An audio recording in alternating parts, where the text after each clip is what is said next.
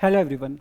इस बार IBPS FO के exam की अगर हम बात करें तो सॉइल साइंस के बहुत सारे क्वेश्चन पूछे गए थे, बहुत ज़्यादा वेटेज था। आप कह सकते हो कि 10 से लेके 12 क्वेश्चन तक, यहाँ पे 60 में से 10 से 12 क्वेश्चन सॉइल साइंस के पूछे गए थे, तो आप कह सकते हो बहुत ज़्यादा वेटेज दिया गया। क्वेश्चंस का लेवल अलग था, इजी से लेके टफ यहाँ पे क्वेश्चंस थे आपके, ठीक है। और जो टॉपिक आप कहोगे तो ऐसा नहीं था एक जगह से सारे क्वेश्चन पूछते, अलग अलग टॉपिक से यहाँ पे क्वेश्चंस को उठाया हुआ था, ठीक है। उसके अलावा ऐसा भी है कि दो चार क्वेश्चन आप थोड़ा एग्रोनॉमी, थोड़ा हॉर्टिकल्चर से भी यहाँ पे कवर कर सकते हो, ठीक है। तो हम लोग इसको आज डिस्कस करते हैं, ठीक है। थोड़ा देखते हुए चलते हैं। पहला क्वेश्चन, ये क्वेश्चन तो आप नहीं कहोगे बहुत ज़्यादा टफ है, ये क्वेश्चन आप कह सकते हो मॉडरेट या फिर मॉडरेट भी नहीं। ये क्वेश्चन आपका जनरली क्या है, इजी आसान सा क्वेश्चन है। ये देख रहे होंगे आपको अब ऑप्शंस। तो भाई पूछे कि राइजोबियम हम लोग लेंटिल में कौन सा राइजोबियम यूज करते हैं, ठीक है। देखो इतना आपको पता है कि भाई राइजोबियम एक आपका क्या है, नाइट्रोजन फिक्सिंग बैक्टीरिया, ठीक है। मतलब राइजोबियम एक बैक्टीरिया है भाई, लेग्यूम्स की रूट में डाल दो, नाइट्रोजन को फिक्स करेगा, ठीक है। बट ऐसा नहीं होता कि कोई भी राइजोबियम उठाया और कोई भी लेग्यूम उठा के डाल दिया और नाइट्रोजन फिक्स होने लगेगा। अलग अलग टाइप के राइजोबियम के स्ट्रेन्स होते हैं, जिसको आप पर्टिकुलर क्रॉप में डालोगे तभी जाके नाइट्रोजन फिक्सेशन होता है। जैसे राइजोबियम मेलिलोटाई की हम बात करें तो मेडिकागो, जैसे आपने सुना होगा मेडिकागो, ठीक है। अल्फा लाफा मेडिकागो, ठीक है। उसमें अगर हम बात करें आपका मेलिलोटस, ठीक है, आपका मेलिलोटस, स्वीट क्लोवर जिसको हम कहते हैं, आपका फेन्यूग्रिक, ट्राइगोनेला या फिर फेन्यूग्रिक, तो ये तीनों की तीनों में हम लोग यूज करते हैं राइजोबियम मेलिलोटाई। तो ये एक पूरा टेबल है जिसमें अलग अलग राइजोबियम कौन सी क्रॉप के लिए होता है ये आपको पता होना चाहिए। नेक्स्ट स्लाइड में हमने मेंशन किया हुआ है, ठीक है। चलो भाई, राइजोबियम लेग्यूमिनोसरम, ठीक है। राइजोबियम क्या, लेग्यूमिनोसरम। इसके इंपॉर्टेंट एग्जांपल क्या है भाई, पी आपका एक इंपॉर्टेंट एग्जांपल है। उसके अलावा आप कह सकते हो स्वीट पी, लेथाइरस भी आप कह सकते हो ना, लेथाइरस, स्वीट पी, तो ये सब इसके अंदर आ गए आपके, ठीक है। लेथाइरस, स्वीट पी हो गया। फेजियोली तो और भी आसान है, फेजियोली मतलब फेजियोलस या फिर बीन्स में जो राइजोबियम यूज किया जाता है। ट्राइफोली मतलब ट्राइफोलियम या फिर बरसिम में जो राइजोबियम का यूज होगा। और लास्ट वाला भी भाई बहुत इंपॉर्टेंट है ना, ये ऑप्शन पूरा कर लेना, राइजोबियम जेपोनिकम, इसके आगे जेपोनिकम और लगा दिया जाएगा। ये बहुत ज़्यादा इंपॉर्टेंट है, बहुत बार पूछता है आपसे एग्जाम में से भी क्वेश्चन ना। आपका ग्राउंडनट, आपका सोयाबीन, काउपी एंड ग्राउंडनट, क्या बोला मैंने, सोयाबीन, काउपी और तीसरा ग्राउंडनट, ये तीनों के तीनों राइजोबियम जेपोनिकम के अंदर आ जाते हैं। तो ये रहा आपके सामने टेबल। पर हमारा एक तो छूट ही गया, लेंटिल, है ना। लेंटिल आपका सेकंड ऑप्शन जो है लेग्यूमिनोसरम, क्या बोला, ये जो मैंने स्किप किया यहाँ पे लेंटिल, ठीक है, क्योंकि आपका ये आंसर था यहाँ पे, ठीक है। तो आपका मेलिलोटाई, ट्राइफोली, ये सारी के सारे आपको याद करने हैं, आपको पता होने चाहिए, ठीक है। चलो ये हुई राइजोबियम की कहानी। अब आते हैं अपन नेक्स्ट क्वेश्चन में। हाँ, नेक्स्ट क्वेश्चन से पहले देखो मैं आपको एक चीज़ बताऊं, है ना। प्रमोशन तो चलो अलग बात है, प्रमोशन तो होते ही रहते हैं, बट मैं आपको एक चीज़ जरूर कह सकता हूँ यहाँ पे कि हम लोग एक एएफओ का बैच स्टार्ट कर रहे हैं। बैच तो चलो स्टार्ट होते रहते हैं, बट मैं आपको जो मेन चीज़ यहाँ बताना चाहूँगा, मैं आपको फैकल्टीज़ के बारे में बताना चाहूँगा, है ना। देखो बारिश हो रही है तो सच्ची बोल रहा हूँ। देखो फैकल्टीज़ के बारे में मैं अगर आपको बताऊं तो मैं ये जरूर कह सकता हूं कि फैकल्टी यहाँ पे काफ़ी अच्छी है। अगर आप देखो जैसे एंटोमोलॉजी आपको सीबी सर पढ़ाते हैं, आपका पैथोलॉजी आपको केसी सर पढ़ाएंगे, ठीक है। हॉर्टिकल्चर सागरिका मैम पढ़ाएंगी। मतलब ज़्यादातर यहाँ पे जो टीचर्स हैं वो एक तो गवर्नमेंट जॉब्स को कई सारे टीचर ऑलरेडी क्वालिफाई कर चुके हैं, ठीक है। दूसरा कई लोग अपनी पीएचडी कंप्लीट कर चुके हैं और उसके बाद पढ़ा रहे हैं। अब जैसे मैं प्लांट ब्रीडिंग की बात करूँ, रसपाल सर आपको पढ़ाते हैं भाई, उदयपुर का पीएचडी का एंट्रेंस एग्जाम था, फर्स्ट रैंक आई थी उनकी, ठीक है। तो मतलब नॉलेजेबल फैकल्टीज़ हैं और यहाँ पे आपको पता है कि आपका जो भी एग्जाम का लेवल है वो बढ़ चुका है। सारे सब्जेक्ट आपको बहुत अच्छे से पढ़ने, ठीक है। चलो प्रमोशन की बात बहुत हुई, बाकी डिसीजन आप अपने अकॉर्डिंग ले सकते हैं, ठीक है। चलो भाई, अब हमारा क्वेश्चन क्या है कि fourth essential nutrient element pulses और वाइल्ड सीड में क्या यूज होता है, ठीक है। क्या कहा कि fourth essential nutrient element pulses and wild seed में क्या यूज होता है, ठीक है। कुछ ज़्यादा ही तेज बारिश हो रही है यहाँ पे, होने दो। तो देखो ये क्वेश्चन अगर यहाँ पे सिर्फ इतना भी पूछते ना, which is fourth essential nutrient element, और इसके आगे अगर ये पल्सेज एंड ऑयल शीट नहीं देते हैं ना, ऑयल शीट देख के तो क्वेश्चन और आसान कर दिया। फिर भी ये इतना भी क्वेश्चन बन सकता है आपका कि पूछ लें कि भाई फोर्थ इसेंशियल एलिमेंट यहाँ पे कौन सा यूज किया जाता है, ठीक है। इट इज आपका NPK, ठीक है। ये तो तीन हो गए। इसके बाद जो चौथा होता है it is sulphur. Oil seed के अंदर ऑयल की क्वालिटी भी सल्फर बढ़ाता है, ठीक है। बट मैक्सिमम क्रॉप्स के लिए आपको जो फोर्थ एसेंशियल न्यूट्रिएंट एलिमेंट होता है इट इज सल्फर, ठीक है। कैल्शियम मैग्नीशियम को बीच में मत ले आना कि भाई NPK के बाद तो कैल्शियम मैग्नीशियम सल्फर आता है, ऐसा नहीं है। NPK के बाद जो सबसे इंपॉर्टेंट एलिमेंट है दैट इज सल्फर, ठीक है। तो सल्फर आंसर है इसका, आसान सा क्वेश्चन था ये भी। अब देखो भाई ग्रीन मैन्योर का क्वेश्चन है, हम लोग इसको सॉइल में पढ़ते हैं बहुत अच्छे, सारे एग्जाम्पल हमने डिस्कस ये सॉइल में, मतलब लेक्चर्स में जो हम लोग यहाँ करते हैं, ठीक है। तो इसलिए मैं कह रहा हूँ, बट ये एग्रोनॉमी में भी पढ़ा देते हैं कई बार ग्रीन मैन्योर स्क्रब, तो आप वहाँ से भी देख सकते हो, ठीक है।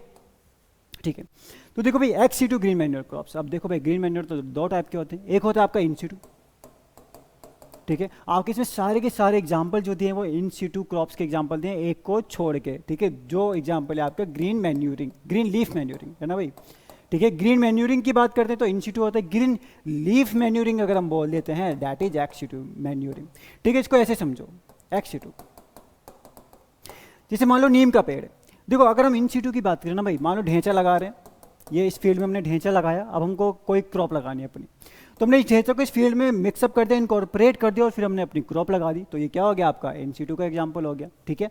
अब देखो मान लो कोई नीम का ट्री है, किसका ट्री है, नीम का। अब भाई नीम का इतना बड़ा पेड़ है, आप उसको फील्ड में तो इनकॉर्पोरेट नहीं कर दोगे ना, फील्ड में थोड़ी डाल दोगे, नीम का पेड़ इतना वुडी सा ट्री है, इतना बड़ा ट्री है, तो अब क्या करोगे, नीम की लीफ तोड़ लोगे, ठीक है, क्योंकि इसकी लीफ में न्यूट्रिएंट वैल्यू ज़्यादा है, तो अब इसकी लीफ तोड़ोगे और उसको फिर फील्ड में लाके इनकॉर्पोरेट करोगे, तो उसको ही हम बोलते हैं क्या, ग्रीन लीफ मैन्योरिंग या फिर एक्स सीटू। एक्स सीटू क्यों, क्योंकि जहाँ पे नीम का प्लांट ग्रो हो रहा है उससे किसी दूसरी साइड में लाके हमने इसको इनकॉर्पोरेट कर दिया, तो इसको ग्रीन लीफ मैन्योरिंग या फिर एक्स सीटू भी हम लोग कह सकते हैं। तो ये सारे के सारे ये जो एग्जाम्पल है, ग्रीन ग्राम, ढेंचा, काउपी आपका, ठीक है, ये तीन स्पेशली अगर मैं बात करूँ तो ये आपके इन सीटू के एग्जाम्पल हैं। और अगर मैं सब बबूल की बात करूँ तो ये आपका जो है एक्स सीटू का एग्जाम्पल है। तो ये आपके सामने रहा टेबल जो आप याद करना है आपको, ठीक है। तो ग्रीन मैन्यूरिंग में आपका सनहेम्प हो गया, बहुत इंपॉर्टेंट है भाई, साइंटिफिक नेम भी याद रखना, क्रोटोलेरेजेंसिया हो गया आपका, ठीक है। ढेंचा आपका सेसबेनिया एक्यूलाइटा हो गया और आपका सेसबेनिया रोस्ट्रेटा। भाई सेसबेनिया रोस्ट्रेटा की खास बात है कि इसके रूट के साथ साथ इसके स्टेम में भी नोड्यूल्स बनने को दिखता है।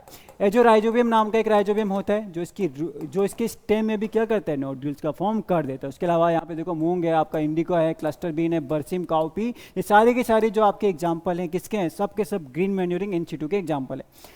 दूसरा ग्रीन लीफ मैन्यूरिंग या फिर आप इसको एक्स सीटू भी कह सकते हो। तो एक तो ग्लिसरीडिया आ गया। अब देखो यहाँ से भी एक क्वेश्चन बना है, ठीक है, अगर आपको इतना भी पता है तो आप उस क्वेश्चन का आइडिया इजीली लगा सकते हो, ठीक है। नेक्स्ट क्वेश्चन आपको यही देखने को मिले, ग्लिसरीडिया आ गया, करंज आ गया आपका, ठीक है, आइपोमिया आ गया, और ये क्या आ गया आपका, सबबूल आ गया जो आपसे क्वेश्चन में पूछा गया था, सेसबेनिया आ गया आपका, और आपका गुलमोहर, नीम, ये सारे आपके किस में आ गए, ये सारे के सारे आपके आगे ग्रीन लीफ मैन्यूरिंग के अंदर, यानी कि एक्स सीटू के सारे एग्जाम्पल्स हैं। तो एग्जाम्पल्स इंपॉर्टेंट है भाई, बहुत इंपॉर्टेंट है, ये आपको याद रखना है। देखो भाई वहीं से एक क्वेश्चन आ गया, ठीक है, अगर आपको ने डायरेक्ट नहीं पढ़ा है ना कि फर्टिलाइजर ट्री क्या होता है, बट फिर भी तो हम आइडिया लगा सकते हैं ना भाई कि कोकोनट, बनाना, मैंगो ये सब तो होंगे नहीं। ग्लिसरीडिया हमने बिल्कुल पढ़ा है कि भाई ग्रीन लीफ मैन्यूरिंग में जो हमने सबसे पहला एग्जाम्पल पढ़ा है वो हमने किसका पढ़ा है, ग्लिसरीडिया का ही पढ़ा हुआ है, ठीक है। तो फर्टिलाइजर ट्री आपका ग्लिसरीडिया ही होता है। मॉलिब्डेनम डेफिशिएंसी इन ब्रोकली, अब तो ये तो मतलब वो वाला क्वेश्चन है जो सदियों से पूछा रहा है ना, मुगल के टाइम से क्वेश्चन चल रहा है। देखो भाई मॉलिब्डेनम डेफिशिएंसी है ना, ब्रोकली लिख दिया, ब्रोकली लिख दो, ब्रेसिका लिख दो, कॉलीफ्लावर लिख दो, है ना, जनरली आपको कॉलीफ्लावर देखने को मिलता है कि भाई molybdenum deficiency in cauliflower is known as whiptail, है ना। विपटेल इन कॉलीफ्लावर किससे होता है, कई बार इस तरीके से भी क्वेश्चन पूछ लिया जाता है, ठीक है। तो ये आपका बहुत ज़्यादा आसान क्वेश्चन है। देखो एक्योची डिसीज की अगर हम बात करें तो H2S की टॉक्सिसिटी से होता है, ठीक, ये भी आपको A4 के एग्जाम में क्वेश्चन यहाँ से पूछा हुआ है कि H2S की टॉक्सिसिटी, एक्यूजिक डिसीज जो है वो किससे होती है, H2S की टॉक्सिसिटी से होती है। खैरा डिसीज तो वही है, ये भी सदियों पुराना क्वेश्चन जो पूछा जाता है कि जिंक की डेफिशिएंसी से होती है, और वाइट बर्ड ऑफ डिसीज भी जिंक की डेफिशिएंसी से होती है मेज के अंदर, ठीक है। तो ये आपके इंपॉर्टेंट डिसऑर्डर्स हैं। अब वही वाली बात है कि इस क्वेश्चन को आप चाहो तो हॉर्टिकल्चर में पढ़ लो, क्योंकि भाई ब्रेसिका है, ब्रोकली है, तो उसके डिसऑर्डर में भी आप पढ़ोगे, सॉइल में भी पढ़ोगे, मॉलिब्डेनम के डेफिशिएंसी सिम्टम्स हम पढ़ते हैं तो वहाँ पर भी हम लोग इस चीज़ को पढ़ते हैं। तो अब इस क्वेश्चन को आप कहाँ डालना चाहो कहीं भी डालो, बट वही बात है, पढ़ना है चीज़ें हमें सारी, ठीक है। अब इसको तो हमें सॉइल में डालना पड़ेगा ना। अब देखो ये क्वेश्चन में थोड़ा सा कहूँगा क्या कहते ही रहता हूँ कि थोड़ा सा क्या है, रिसर्च वाला क्वेश्चन था, बट ऐसा भी नहीं है कि हम इसको ऐसे ही छोड़ सकते हैं कि भाई नहीं इन्होंने क्या ये पूछ लिया कहाँ से आ गया, ऐसा भी नहीं है, ये क्वेश्चन ऐसा भी नहीं है, टच हो सकता है, ठीक है, बट थोड़ा सा रिसर्च पर्पज के लिए ज़्यादा यूज होता है। जैसे मेरा काम सॉइल क्वालिटी के ऊपर था, ठीक है, तो पता है कि MDS वगैरह क्या होता है, ठीक। तो देखो यहाँ पे कहना क्या चाहता है, देखो यहाँ पे थ्रेशोल्ड नहीं, मैंने मतलब जब बाद में बच्चों से बात हुई तो उन्होंने कहा कि सर थ्रेशोल्ड की जगह मिनिमम डेटा सेट था, ठीक है, मतलब वैसे लगभग एक ही बात है, but threshold word come use किया जाता है, MDS ही वर्ड आपका मोस्टली यूज होता है, मिनिमम डेटा सेट, MDS। तो देखो यहाँ पे हो क्या रहा है, आपके सॉइल के बहुत सारे पैरामीटर है ना, पढ़ते हैं ना भाई, बल्क डेंसिटी है, particle density, pH, EC, NPK, फिर कोई एंजाइम्स वगैरह, मतलब बहुत सारी चीज़ें हैं जो सॉइल के बारे में, सॉइल की क्वालिटी के बारे में बताती है, ठीक है। अब इतने सारे पैरामीटर्स में से हम लोग कितने पैरामीटर्स को कलेक्ट कर ले, मान लो हमने 10-12 पैरामीटर्स ही उठा लिया, आपके 50 पैरामीटर्स हैं, हमने उनमें से 10-12 पैरामीटर्स को उठाया कि अब ये पैरामीटर्स हमें सॉइल की क्वालिटी का आइडिया दे देंगे, ठीक है। तो क्या मिनिमम हम पैरामीटर्स उठा सकते हैं, या क्या वो मिनिमम हम इंडिकेटर्स उठा सकते हैं जो हमें सॉइल की क्वालिटी का आइडिया दे देंगे, उसी को हम कहते हैं मिनिमम डेटा सेट, ठीक है। तो इसका आंसर आपका क्या था, मिनिमम डेटा सेट। इसी के ऊपर मैंने एक वीडियो भी बनाया हुआ है जिसमें मैंने अलग अलग टाइप के वर्ड्स वो किए हुए हैं, डिस्कस किए, जैसे आपका सॉइल हेल्थ और सॉइल क्वालिटी में क्या डिफरेंस है, आपका सॉइल प्रोडक्टिविटी और फर्टिलिटी क्या होता है, ठीक है, आपका कैलकुलेट सॉइल क्या है, तो वहीं पे मिनिमम डेटा सेट वगैरह भी डिस्कस किया गया है। चलो भाई आगे आओ। हाँ क्या पूछा है, ठीक है। अब ये क्वेश्चन मैं कहूँगा थोड़ा डीप है, बट ऐसा भी डीप नहीं है, हम लोग ऑब्वियसली बात है, जो सॉइल मॉइस्चर कंटेंट हम पढ़ते हैं तो वहाँ पे हमने इसको आराम से डिस्कस किया हुआ है, ठीक है। बट ये कि जनरली ऐसा ये पूछते नहीं थे, बट इस बार इन्होंने पूछ लिया, ठीक है। बट ऐसा कुछ नहीं है कि पूछा नहीं जा सकता, बिल्कुल हमने इसको क्लास में हमेशा पढ़ते हैं हम लोग, और ये कोई ऐसा क्वेश्चन नहीं था जो टच नहीं कर सकते, बिल्कुल पूछते हैं, ठीक है। तो देखो यहाँ पे है क्या भाई, न्यूटन मॉइस्चर प्रोब है। न्यूटन मॉइस्चर प्रोब में आपका क्या है, इस तरीके से, मतलब थोड़ा है ना, ड्राइंग में क्या बताऊँ, बट कॉन्सेप्ट समझ लोगे आप। यहाँ पे हम लोग यूज करते हैं न्यूट्रॉन का सोर्स, ये आपका न्यूट्रॉन है। न्यूट्रॉन का सोर्स मतलब जो न्यूट्रॉन्स को रिलीज करेगा, और आप यहाँ पे ऊपर यूज करते हो डिटेक्टर।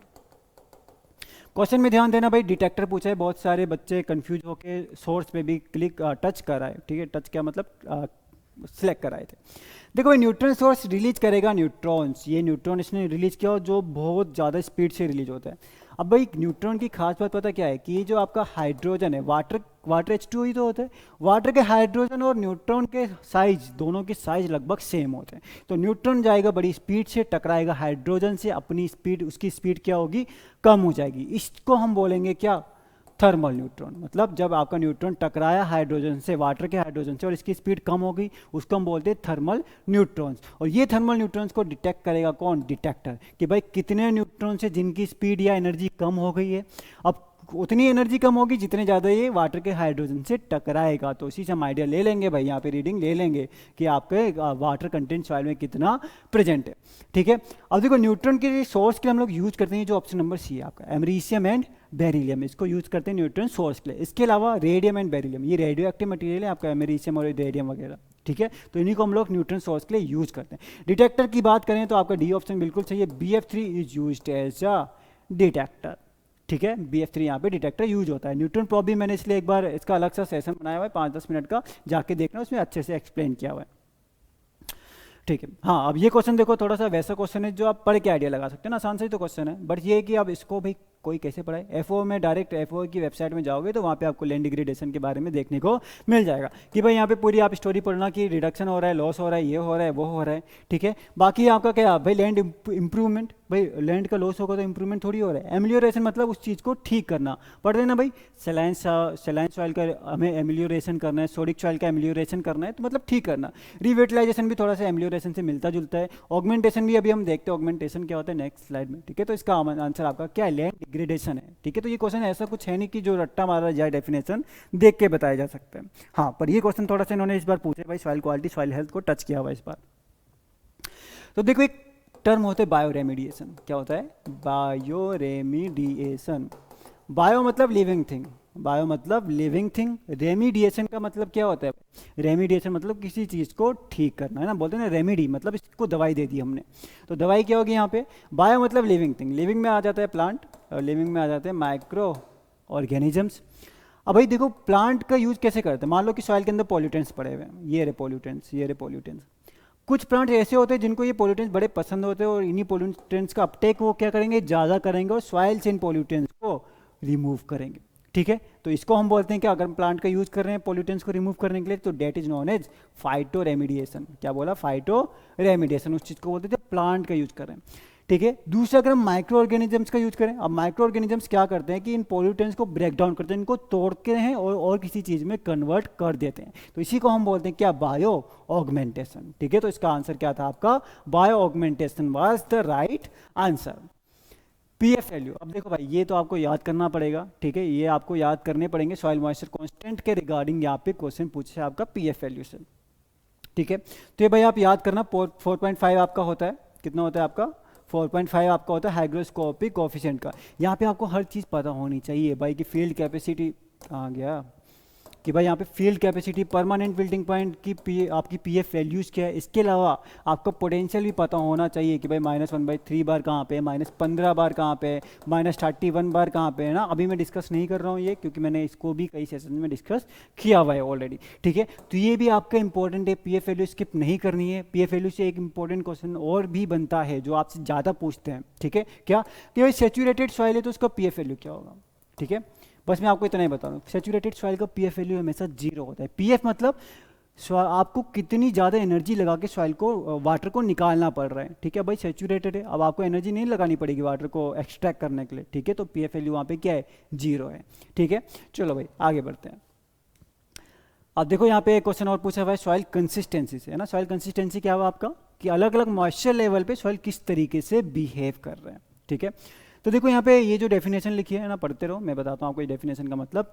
आपने मान लो सॉइल को अपने हाथ में लिया, हल्की सी वेट सॉइल थी, हल्की सी गीली थी, आपने सॉइल को हाथ में लिया, इस तरीके से दबाया, ठीक है। और उसके बाद क्या किया, छोड़ दिया सॉइल को इस तरीके से। छोड़ दोगे तो आपके फिंगर उसमें छप जाएंगी। आपने मतलब उसको एक बार प्रेशर फोर्स लगा के जो शेप दे दिया है वो उसी शेप में रहेगी। अगर आप वो फोर्स हटा दोगे फिर भी वो उस शेप को रिटेन करके रहेगी। इसी प्रॉपर्टी को हम बोलते हैं क्या, प्लास्टिसिटी, ठीक है। बट एक बात को और ध्यान देना, ये डेफिनेशन है जो यहाँ पे पूछी हुई है, ठीक है। वही बोला हुआ है कि हम प्रेशर लगाएंगे, डिफॉर्म कर देंगे, और प्रेशर हटाने के बाद भी उस शेप को क्या करेगा, रिटेन रखेगा।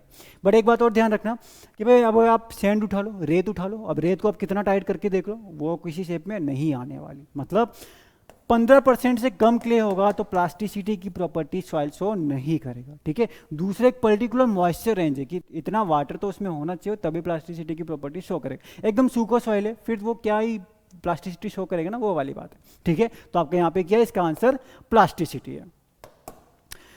ओके क्या आ गया, ठीक है यार, ये लास्ट क्वेश्चन बहुत जल्दी आ गया, है ना। अब देखो ये क्वेश्चन तो जब हम सॉइल साइंस स्टार्ट करते हैं सबसे पहला जो हम क्वेश्चन पढ़ते हैं वो यही पढ़ते हैं, ठीक है।